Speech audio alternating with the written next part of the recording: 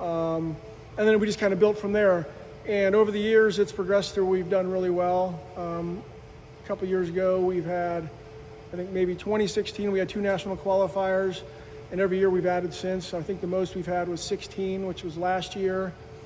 We went from 2 All-Americans up to 6 All-Americans. We're kind of up and down. First national champ last year with one of our kids who graduated. He's a local Ohio kid, Graham Carson. And then team title 2023, because like all coaches say, you got the kids to buy into what you're doing. And when we moved into this room, thanks to Tom Ryan and his program to allow us to come in here, the level went up, as you would expect in this room, because normally we would practice in the Student Rec Center, the RPAC. When our season begins, we could have 60 kids show up in one room with one mat.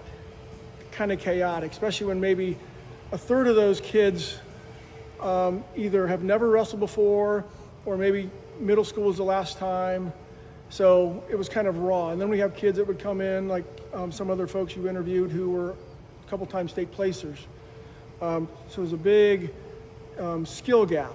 And so that causes a concern for me as a coach, because my responsibility is to instruct but also maintain the safety of the kids in the program. So we start out in that room.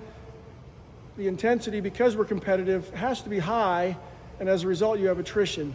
Kids just drop off because, oh, this isn't for me. Once we get a number that's more reasonable, and I know who's going to be serious about competing, then I bring them into the Jennings, the varsity room, which is, you see us here.